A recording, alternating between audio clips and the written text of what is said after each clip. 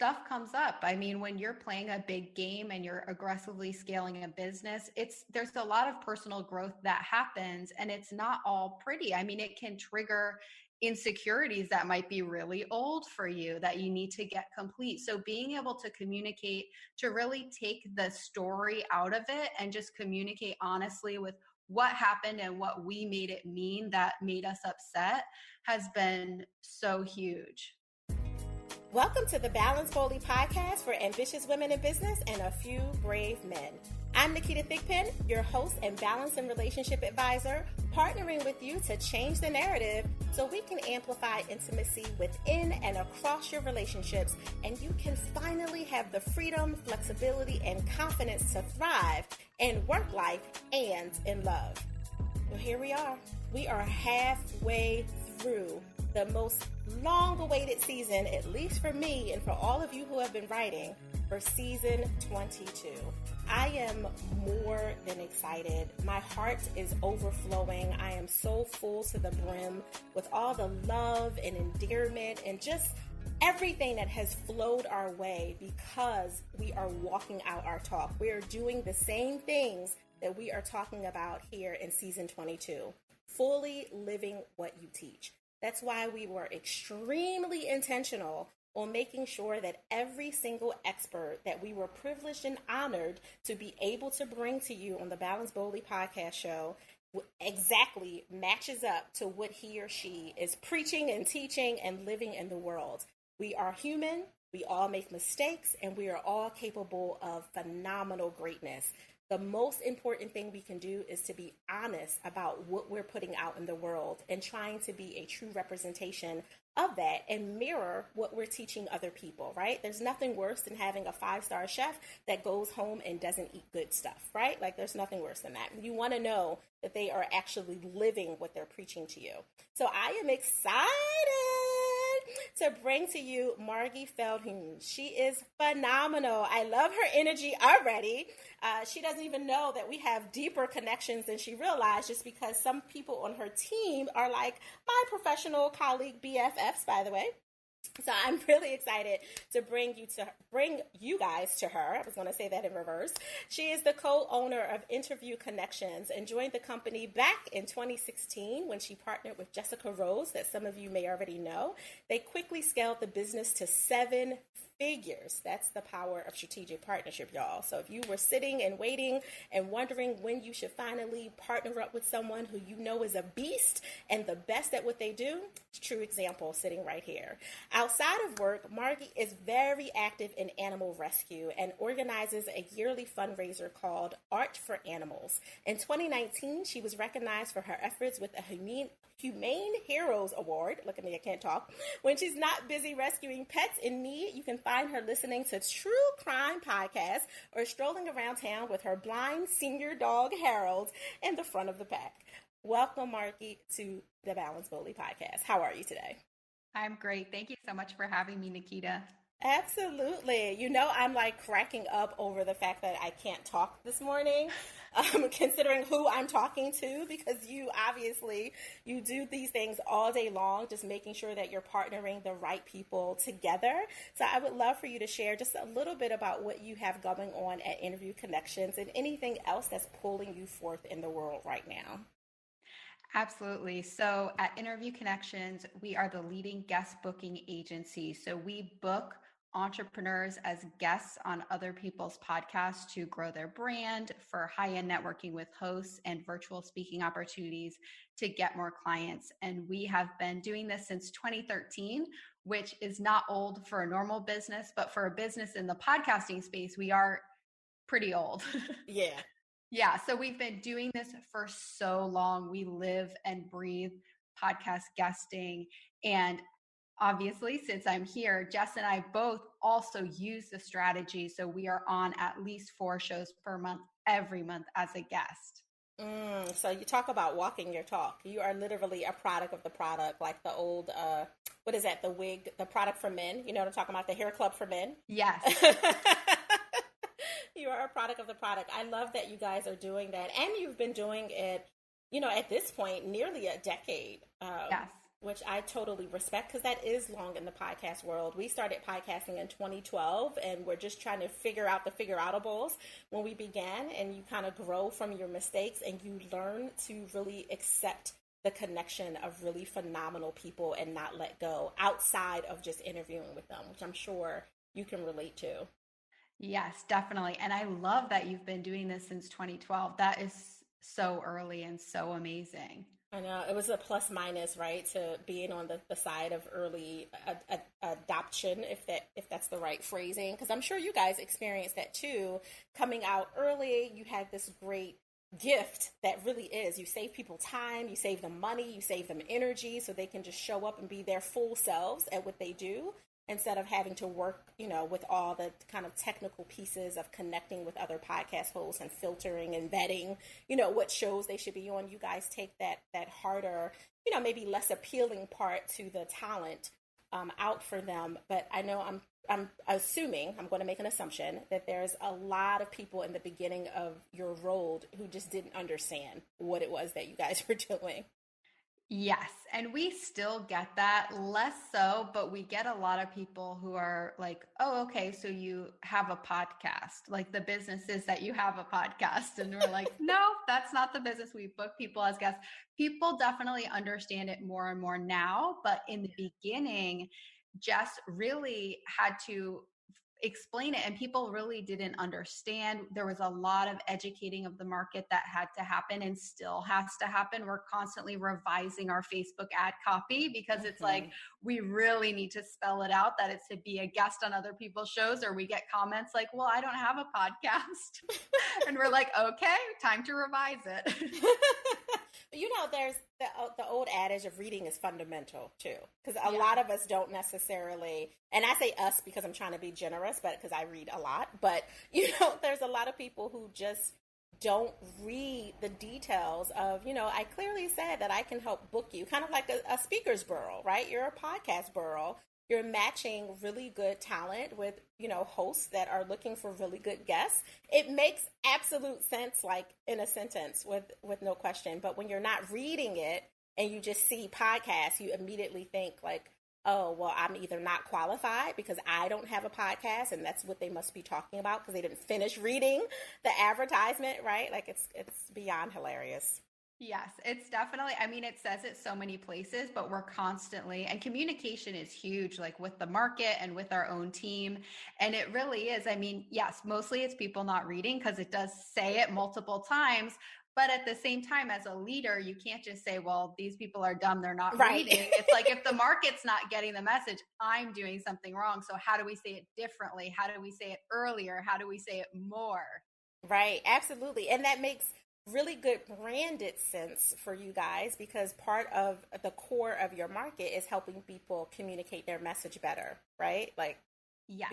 Being able to do that. So I applaud you for being able to say, you know what, let's tweak and tweak and tweak until the message is received at, for the right audience. Obviously, you're not necessarily looking for guests that don't, want to be on podcasts, right? That are anti-podcast or don't even understand what podcasts are. The same way you're not looking for, podcast hosts that aren't compassionate and empathetic and good, have good listening and interviewing skills, right?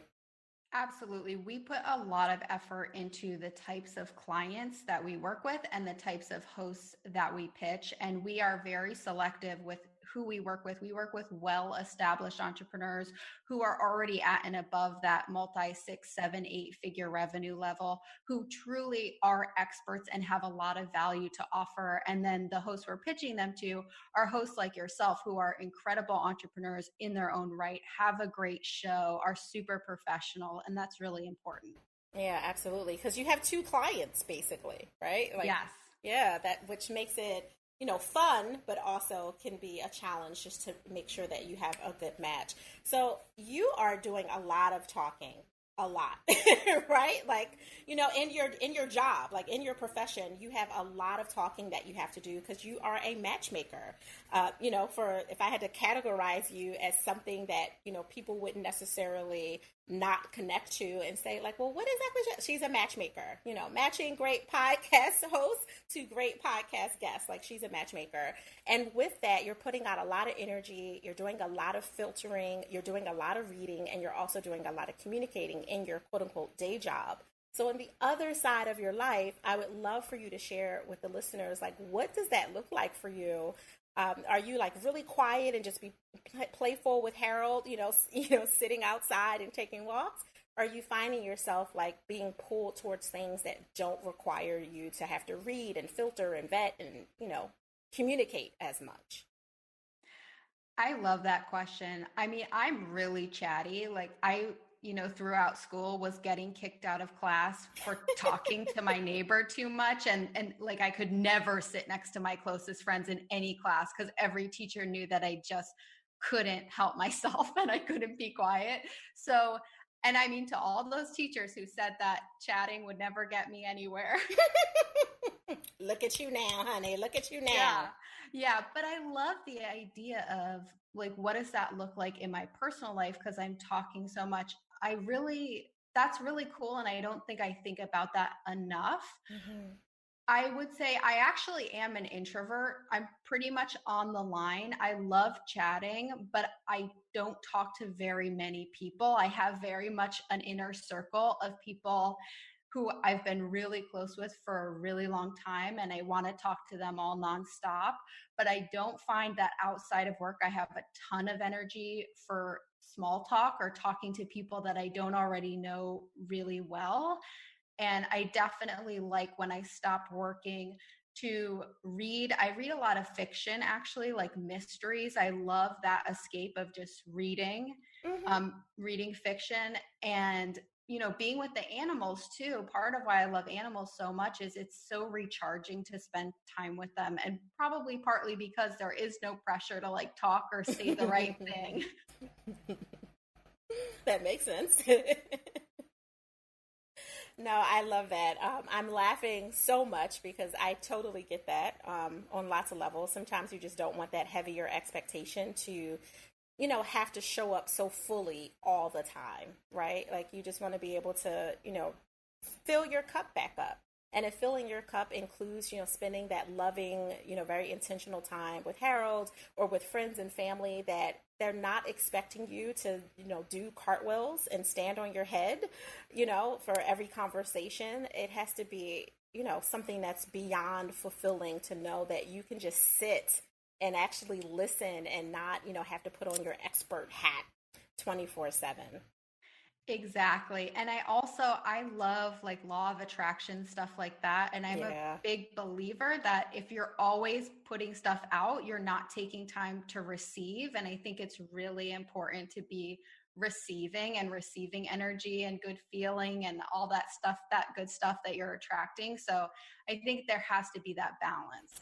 Yeah, I mean, universal laws matter because they are the laws that keep things moving, right? Like that makes absolute good sense. And I would assume that some of that law of attraction and you being aware of, corresponding laws, what you're putting out, what you're receiving, what you're allowing into your space was part of what made you decide to join into a partnership, because I'm sure you didn't have to do that, right? Like you could have made a choice to create your own business separately or recreate a new business again and just to look at Jessica as a competitor and not as a partner, which I know happens for a lot of us professional women, right? Like sometimes we're nervous about partnering um, in a professional way because it can be a very raw and vulnerable experience to date someone professionally, right? Because that's pretty much what it is, and you're kind of getting naked with your emotions. With okay, this is what I'm contributing. This is what I'm looking at. Hey, this is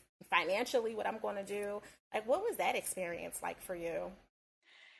It is so funny that you would say dating because we do talk about it like we are married. I have never been married, but I imagine it's a lot like this because it's very intense. And you're right, I could have gone a different route. I could have started my own business, but Jess and I work so well together. We balance each other out so much, but it is very vulnerable. I mean, the amount of trust required to be building up this this business that is both of our biggest asset in the Yeah. world. And to have someone have so much control, really anything that they want to do would have a huge impact on the other person.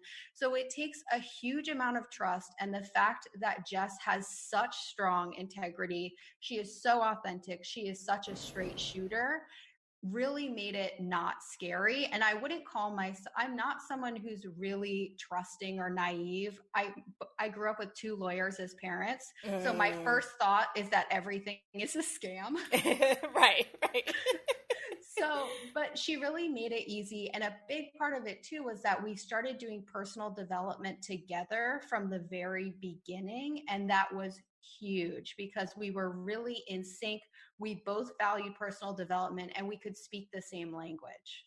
Yeah, that you hit like a ding on top of a bell really loudly when you said that. Like doing the work on yourself is super crucial. But what can make a partnership, whether it's a lover partnership like marriage, or it's a business partnership, which you guys have at, sisters, sisters in the business, friends in the business, colleagues in the business, and feeling very married, like you're each other's work wife in the business, having kind of multiple layered relationships, being able to be in a space where you speak the same language about self-awareness and love and empathy and having those courageous conversations, because it's not always cotton candy and and laffy taffy when Yes. when you want to talk about something, is extremely essential to a healthy relationship. I totally agree. And it's not all, fun and rainbows because stuff comes up. I mean, when you're playing a big game and you're aggressively scaling a business, there's a lot of personal growth that happens and it's not all pretty. I mean, it can trigger insecurities that might be really old for you that you need to get complete. So being able to communicate, to really take the story out of it and just communicate honestly with what happened and what we made it mean that made us upset has been so huge. Yeah, no, absolutely. And I'm assuming that being able to have a healthier relationship where you both don't have to constantly fight for the understanding that we need to invest in ourselves personally, the person inside the professional, right? Like for the personal development. I'm assuming that you guys have created, at least theoretically, some kind of budget to be able to invest in yourself through the company to make sure that you show up as leaders really fully in the business. Yes, absolutely. We did the entire landmark curriculum for living in 2018 together. And we sent our manager, Matt, to do the whole curriculum and some of our other employees who are interested because that personal development is huge. We definitely make sure to budget money every year that is on us doing personal development. Yeah, so this, Margie, is living fully, right? Like this is living fully what you teach, because you found that the recipe for your success includes your own personal development, being able to have those courageous conversations with your partner in business, being able to, just allow yourself to turn down a little bit when you're home, when you're quote unquote not at the microphone, so to speak, and just really relax and enjoy and embrace and embody your personal life and create those memories that you want to lock in forever into, the soul of your DNA. And then you show up at work and you make sure that your team has that same opportunity. Yes, definitely. That is fully living. Like that is what it's really about. And I have to say to you, times 10. Thank you so much. You're welcome. So I have to ask you, when you're not out doing all these things and investing in yourself and showing up fully as a leader, as a co-owner, as someone who's also being interviewed, right? Like as the talent, because you're a product of your product, with all that, and being a matchmaker for so many of your, both tiers of your clients, how do you give yourself permission to pause? I think the biggest thing for me is to engineer it in because if I don't have it structured in, it won't happen. So I structure and schedule my day so that I meditate on Insight Timer every morning and do my workout every morning. And that's that sort of built in pause that I need that really has a positive impact on how I show up throughout the day. That is really good. And I appreciate that you're scheduling it in almost like a doctor's appointment, right? Yes, I really have to. I love schedule and structure because I have a little bit of ADD. I think a lot of entrepreneurs do. And Yes, ma'am. if I don't pre-engineer it for success, it will go off the rails. Oh, don't I know it? Yes.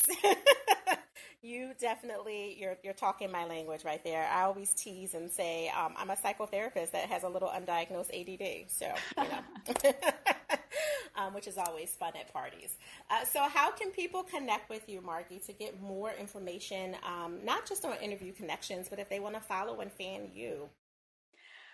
Our website is interviewconnections.com, but the best place to really connect with me and Jess directly is our free Facebook group, the Guest Expert Profit Lab, which you can find at interviewconnections.com/group. I absolutely love that community. We are obsessed with it. We're in there almost every single day. We have live trainings, live webinars, tons of free content in there. And it's really an ongoing interactive live conversation. So people can ask us questions and we'll answer them, or we'll do a video on them. So that is definitely the best place to really connect with me and Jess directly. No, that is perfect. Thank you for that great gift. We want to make sure that our listeners get that. I will add that to the show notes for sure. Awesome. Thank you so much. You're welcome. Woo! Balance boldly, listeners. Here, didn't I show up again fully? I'm telling you, like, I'm patting myself on the back right now. Like, I'm so grateful and honored and privileged to have this space for the conversations, these sacred opportunities with all these guest experts. And Margy Feldhuhn did not disappoint. I'm so grateful that she showed up and showed up fully and was able to walk us through some of the more vulnerable parts of her life, all the way through some of the greatest opportunities that she has. So I hope you had pen and paper in hand. If you didn't, make sure that you push replay and get those nuggets so you can apply them to your toolbox and make sure you have everything that you need to dominate in your own space. If you are new to the Balance Boldly for Ambitious Women and a Few Brave Men podcast, make sure that you subscribe, rate, and share to help us ensure the other ambitiously bold and brave have access to this valuable life, love, and business balance tool. You can connect with me at Ask Naketa on all the places. You know, Instagram is my favorite place to play.